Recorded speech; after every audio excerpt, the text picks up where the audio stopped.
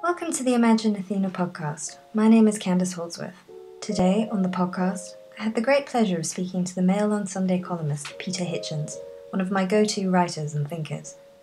We discussed how simplistic moral narratives are used in political discourse to conceal harder, more complex truths about the world. Did Britain really attain the victory it set out to in World War II? Is Britain's relationship with the US a lot more adversarial than the two countries like to admit? And can Trump really make America great again? The two books he mentions are The Deluge by Adam Tooze and The 11th Day, the full story of 9/11 and Osama bin Laden by Anthony Summers and Robin Swan. Hi Peter. Did Britain really win a moral victory in World War II? Or was that merely a story we told ourselves to conceal the harder truth that we had really lost everything? Well, to say that we'd lost everything is a bit much, but we had actually lost the thing that we went into the war to save, which was Britain's position as a great power. It's fairly certain, I think, if one goes through the manoeuvres of the British Prime Minister and Foreign Secretary between late 1938 and late 1939, that what they had decided to do, and particularly Halifax, was that at all costs we were going to try and establish ourselves as continuing to be a great power by challenging Germany. And that's why we made a guarantee to Poland, which was bound on any careful examination to lead us into war. The end of the war, of course, found us no longer a great power, with almost all our wealth stripped away, and the Americans pretty much insisting that we dissolve what was left of our empire. So if we went to war for that, which I think we did, then we lost the purpose for which we went to war. In fact, by May 1940, we had lost the war that we had started. But fortunately, largely because of the English Channel, we weren't then invaded and occupied. But I think we didn't lose everything. The French lost everything. We lost almost everything, but we managed to maintain our territorial integrity. We weren't invaded or occupied by a hostile power. Do you think America would have emerged as the global superpower if it hadn't been for World War II? I think inevitably the United States was heading that way, but I think it would have taken a lot longer. For instance, here's a statistic which amazes most people when you tell it to them. But the United States Army in 1940 was the world's 17th biggest between, I think, Portugal and Bulgaria. The US had a very big navy, but otherwise, much of which was quite elderly, but otherwise it was not a major military power at all, and the navy was largely at that stage a defensive force, not particularly a power projection force, except maybe in the Pacific. What the Second World War did was hugely accelerate the development of the United States as a world power, and hugely accelerate the decline of Britain as a world power. It was, in any case, the second installment of the First World War, which started. Started the acceleration. If there'd been no First World War, if Britain had stayed out of the First World War, Britain would have remained a major economic, military and imperial power for a lot longer than it did. You said in one of your articles that possibly there could have been a conflict between Britain and America. Well, there was a conflict between Britain and America, except that it never actually came to war. The astonishing negotiations at the Washington Naval Conference in 1920 had been preceded by occasions on which British and American naval officers had almost come to blows, I think in the fringes of the Versailles Treaty negotiations, over the growing demand of the United States for what was effectively parity with Britain as a naval power, and the pressure on Britain, for instance, to withdraw from her alliance with Japan, which at that time secured our position in the Pacific. And it's easy now to work out just what a huge difference it made for us to cease to be Japan's ally, and for the United States to be increasingly the dominant power in the Pacific. But these things happened without actual open warfare. But if you read Adam Tooze's fantastic book, The Deluge, and some of the accounts of discussions between American diplomats and British politicians, and of Woodrow Wilson's visit to London, the extraordinary hostility and desire to show Britain who was boss that was expressed by Americans quite openly at this time comes as something of a shock to those who believe that it's always been a great friends, we're all cousins, shoulder-to-shoulder special relationship. It absolutely hasn't been. There was another occasion in recent times when the two countries nearly came to blows, which was over Suez. And I recently made a radio program in which I produced a recording of Admiral Arleigh Burke, who was the U.S. Navy's Chief of Naval Operations, discussing conversations he'd had with John Foster Dulles about the possibility of using armed force to stop Britain intervening in Suez in 1956. And it's quite astonishing, again, to anybody who believes that the relationship is universally close and friendly. It isn't. There's been a lot of tension in it, and most of the tension has come over American resentment of Britain's continuing existence as an imperial power, which ended finally and forever and sank without trace in 1956. Yes, that was an excellent program. It really opened my eyes because, I mean, for my whole life I've just been told there is this special relationship between the US and the UK, and then you actually see hard evidence. Like so many things that everybody thinks or everybody knows, it turns out not to be true on examination. But people believe things because they want to believe them rather than because they're necessarily true. Britain and America have been fighting these wars in the Middle East, which are often for romantic reasons, moral reasons, heroic reasons. Well, they're portrayed in that way, but it isn't necessarily so. Yeah, exactly. Just turning to contemporary politics slightly, the Libyan intervention was another example of this, where people imagined a grand moral purpose rather than grappling with... Very much so. I remember there was an episode of Question Time which I was on. At the time, an allegation was being made that I think Gaddafi's troops were engaging in mass rapes. And I cautioned people against necessarily believing this because it sounded to me like pretty standard wartime atrocity propaganda. And I think anybody who examines it now will see that there was no basis for it, in fact, whatever. And people were being told that our intervention was to save people from massacres, which were massacres which never took place and which I don't believe were ever seriously contemplated. So the intervention in Libya, whatever its purpose was, I've often wondered why we were so keen to overthrow Gaddafi. But whatever its purpose was, that was a pretext, an ostensible pretext rather than the real reason. And I just think whenever you hear this kind of thing, you should reach for your caution and say, well, if people are trying to rush me into a war on this sort of basis, I should be very careful. The same thing very much took place in Syria, where most people still believe, for instance, that the Assad government used poison gas against Syrians in Damascus. I've searched and searched and searched for any kind of objective, testable proof of this, and there isn't any.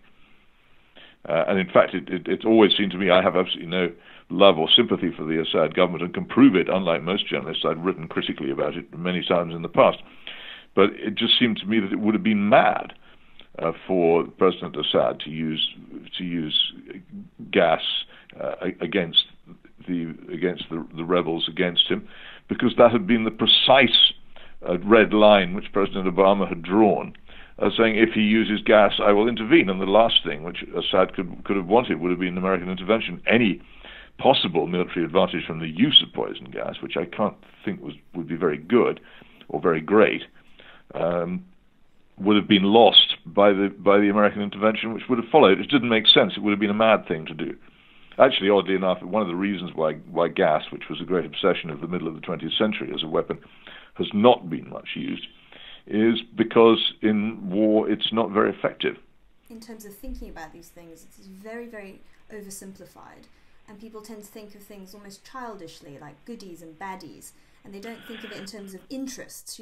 What would, like you were talking about, it would not be in Assad's interest to do that. Instead, people think he's evil, he's capable of anything, he could just do anything.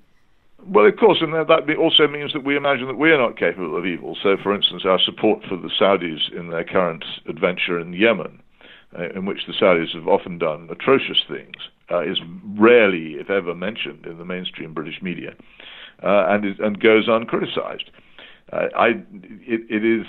There is this good versus bad thing, and also you see it affects quite prominent people. And Prince Charles, for instance, recently in his Radio 4 Thought for the Day, started going on about the Second World War as having been basically a crusade to save the Jews from the Nazis.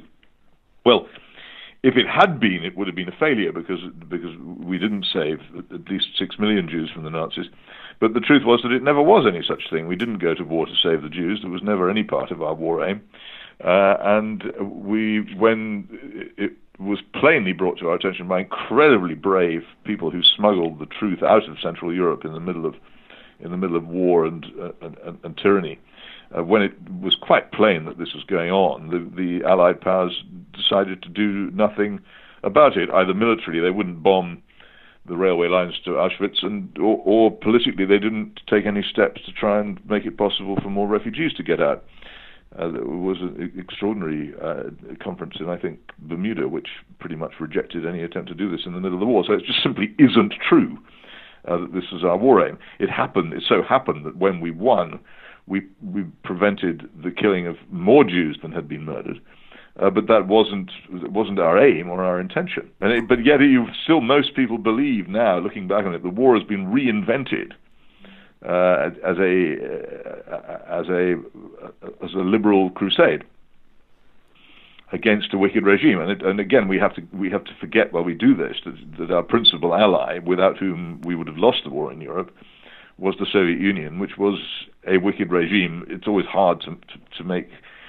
I don't have a wickedometer. I can't say whether Stalin was more wicked than Hitler or whether Hitler was more wicked than Stalin. They had their own different characteristics, but both of them were certainly hideous secret police tyrannies which engaged in the mass murder of their own populations. And it's very hard to claim that a war in which your principal and vital ally was such a state that you were fighting a moral combat. Are you writing a book about this? I'm sure I heard you say. Yes, I am. When's that coming out, do you know? Well, I hope to deliver the manuscript in September. With a bit of luck, it might be out in the spring. But these things are always subject to the unpredictability of life. I could be snatched away before then. Who knows? But that's my plan at the moment. But don't necessarily rely on it. That'll be really good.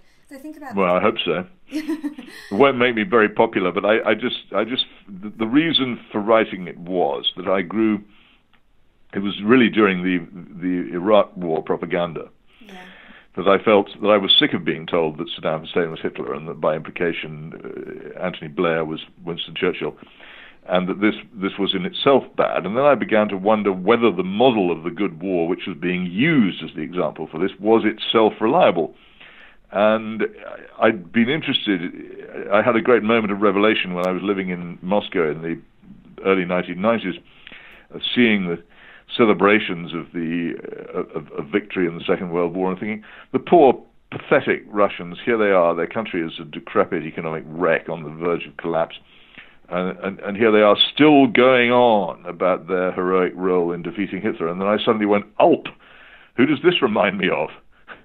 Yes. And it reminded me of my own country. And I thought we really do have to reassess this. We've milked it quite enough of its virtue. It's become a pseudo-religion. It's interesting when I talk to people who've grown up in Russia as well, and it's quite odd because they think that they won the war, and I'm not saying they didn't. Well, they're right, they did. This is the problem. Although they began the war as almost allies of Hitler, and certainly very cooperative neutrals, they ended it as the victors who had wiped out Hitlerism, and I do not think that the war against Germany and Europe would have been won had it not been for the Soviet Union. And I say this at the same time as I say the Soviet Union was one of the most hideous tyrannies ever to disgrace the face of the earth. But it's true. The Soviet people, and one has to use the word Soviet these days because the Soviet Union is not the same as Russia, the Soviet people fought with incredible ferocity and doggedness and determination, and after they finished defending their own territory, they then fought a very, very savage battle into the heart of Germany. And had they not done so, I don't know how we would ever have managed D-Day. I mean, D-Day was a fantastic achievement, and my father was present at it. I yield to no one in my admiration for all who took part in it. But had it not been for the Soviet Union engaging the main body of the Germans for several years on the continent beforehand, I don't think we'd have found it so easy to get ashore, and it wasn't easy to get ashore. Yeah, and I think the Allies rarely give them credit for it. I mean, throughout my whole education at school, I don't think it was ever suggested that Russia was victorious in any way. We were Soviet victorious. Union, not Russia. You Yeah. must distinguish between them, otherwise you get into a terrible mess about the present day. Likewise, I have to say, in the First World War, that the fact that we went to war in alliance with the Russian Tsarist despotism in 1914 is often not mentioned either, because again it confuses the supposedly heroic crusading aspect of the war which we're taught to believe in. You know, we're supposed to have gone to war for plucky little Belgium, when in fact we went to war for Tsar Nicholas. It's not the same thing, is it? No, it's not. And I think that this is the story of our time. You know, I mean, the 21st century is thus far, I mean, for me anyway, because I've grown up with it, has been defined by these, you know, very ill-conceived wars in the Middle East, which have been built up in this big romantic way and then have turned out to be complete disasters. Well, one of them wasn't. The initial war to remove Saddam from Kuwait seems to me to have been entirely excusable under international law, and to satisfy certainly in its aims, to satisfy the requirements of a just war. But the conduct of it wasn't necessarily so. I mean, some of the effective massacres of Iraqi troops which took place in that war were horrible to read about, and probably needless. But the disgraceful call by some Western leaders on the Iraqi Shias to rise against Saddam Hussein, which merely led to their massacre, was also, I think, inexcusable. But I think the removal of Saddam from Kuwait was a war which I still think reasonable and supportable. Yes, yes. But not the second Iraq war. No, the second one was completely without. It simply did not pass the test of just war, and to this day, I'm not entirely sure what its serious purpose was. There may have been one. I think that the constant worry about Saudi Arabia and what may happen there, and the desire perhaps to have control over the country with the next biggest oil reserves in the region might have had something to do with it, but I can't really think of any good rational explanation for it which fits the facts of how it was brought into being. Right. What do you think about Afghanistan? Because people often say that was justified. I don't know why. I'm absolutely not sure why. There's a huge confusion in people's minds between the Taliban government, which obviously most people in the West don't like, and the shelter which they gave under rules of hospitality and honor, which they cleaved to people who have later been generally associated with and said to have been behind the September the 11th attacks. I'm not wholly convinced that the origin of the September the 11th attacks was a cave in Afghanistan. I think they may have had another origin, but it's very difficult to discuss that because of all I can say to people who want to look into it is to read absolutely the best account of the September the 11th attacks in a book called The 11th Day. The authors of which I can't instantly remember, but the title should be remembered enough, which seems to me, and this isn't some kind of truther book, it's a very, very serious piece of investigative journalism, this does seem to me to suggest that the origin of the September 11th attacks may not actually have been Afghanistan.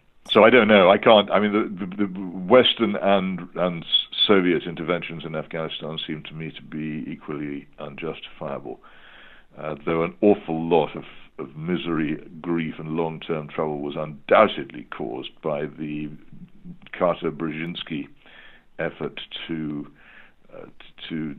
drive the Russians out of Afghanistan. This is the Soviets, to drive the Soviets out of Afghanistan, and indeed by the events described in that brilliant film Charlie Wilson's War, where the Western powers recruited and trained jihadis to remove the Russians, with long-term consequences with which we still live. Remember that line, the crazies are pouring into Kandahar?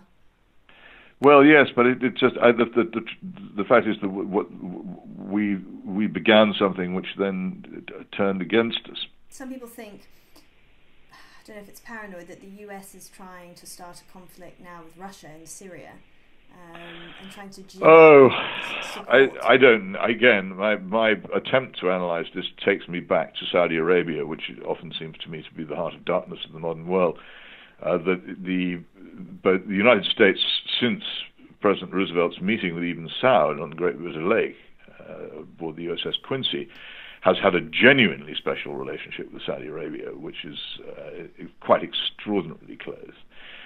And I think Saudi Arabia is definitely behind the attempted overthrow of the Syrian government, which it saw, amongst other things, as a blow at its most hated enemy, Iran.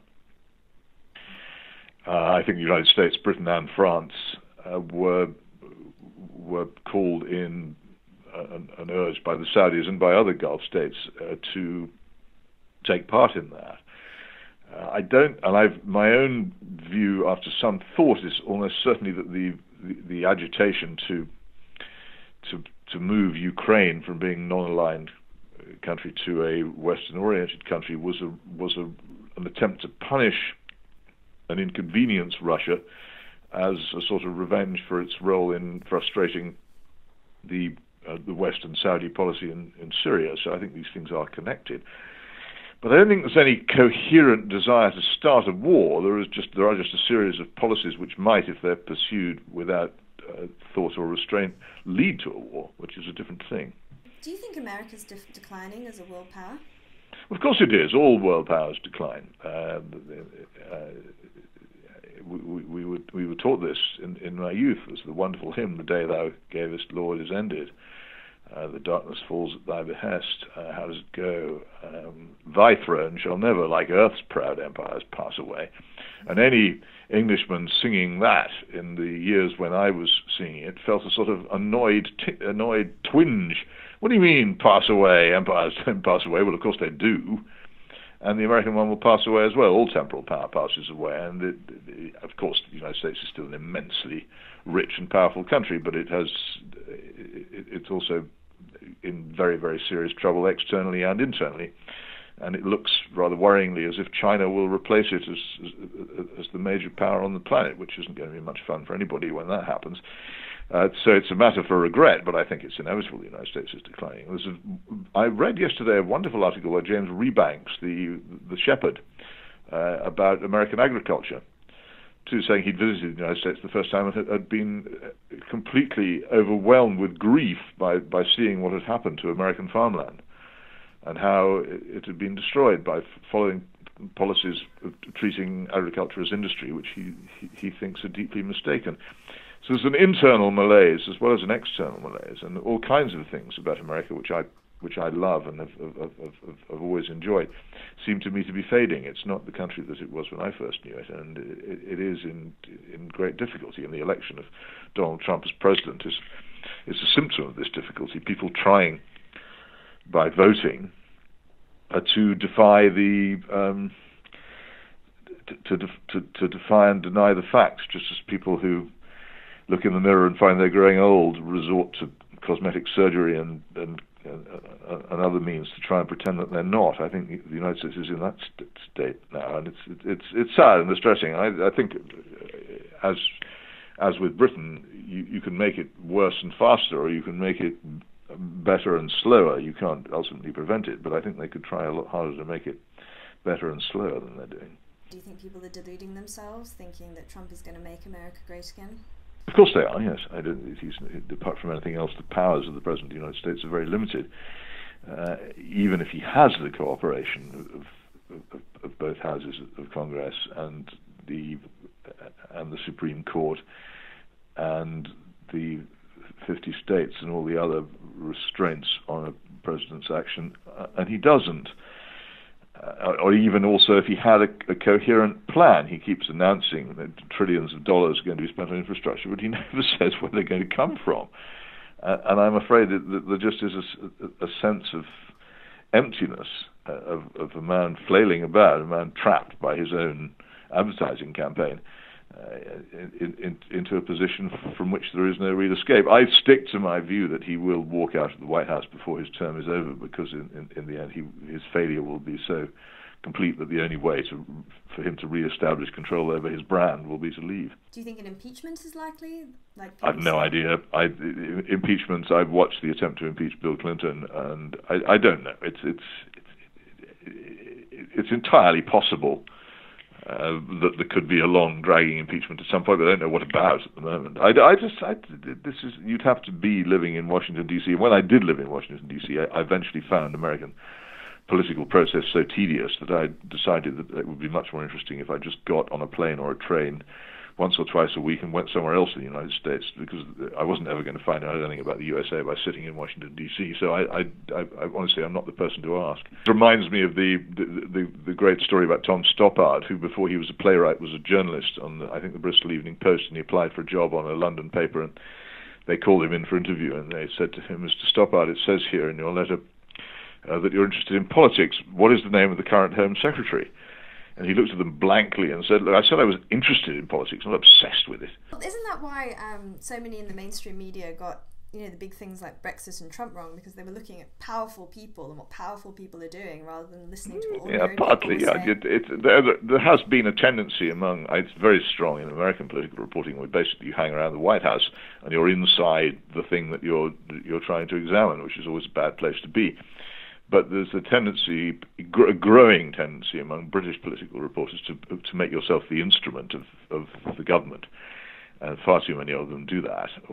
This is really since the days of Alistair Campbell, particularly, who, in creating New Labour, amongst other things, made it plain to reporters that if they played along, then everything would be fine. If they didn't, they'd be punished. And I now look at them and I think that these people ought to be having their salaries paid by Downing Street the way they report it. They don't really know what's going on. So there is a tendency to become, as is also a problem in Parliament, instead of being a conveyor belt of what the people feel upwards to the government, to become a conveyor belt of what the government wants to say downwards to the people. And I think that has made a lot of political journalism very unperceptive. Yes, and do you think that's why they've been carried along on these war drums? Yes, I think so. Yeah. Yes, I think they don't. It doesn't occur to them to question it. Also, they don't know enough, and I'm very fortunate. People sometimes say, I agree with everything you say, and I say, you couldn't possibly agree with everything. I say, you haven't lived my life. I haven't. The things that I say are based upon the fact that I have actually visited, I think, 57 countries and lived abroad twice in quite turbulent times, and seen things which no one will ever see again. You couldn't agree with me if you try, but I do have that. I have been out into the cold and the wet a bit, and so many of these people have not. Yes, I think especially in terms of Russia, I think you do give, I don't think you romanticize Russia at all. Unfortunately now it's always an either-or question, unless you condemn Russia, you support them. It's a positive disadvantage in modern Britain to know anything about Russia, because you have to sit and listen to what you know for certain to be drivel. I mean, I've said before, most people think of Russia as a frightening place full of snow and bears where they use a funny alphabet, and that's pretty much where their knowledge of it stops. And they don't want to know, and because they don't want to know, they pretend that their ignorance is knowledge, and so they swallow everything that they're told. Here is this wicked, sinister Mordor, where the evil one sits in the Kremlin trying to wreck the world. I've been waiting this week for someone to blame Vladimir Putin for the mess up at the Oscars. Has political discourse always been this childish or childlike? No, it hasn't. It's partly because of the general decline of educational standards. And it used to be so, and it's still to some extent so, but nothing like as much as it used to be. If you went from the House of Commons to the House of Lords, you went from a chamber in which most people had been educated since the Comprehensive Revolution in the 1960s into a chamber where most people had been educated before then, and when there was still rigorous selective state education, and when there were still proper examinations, and when people were still expected to know something. And the difference was huge.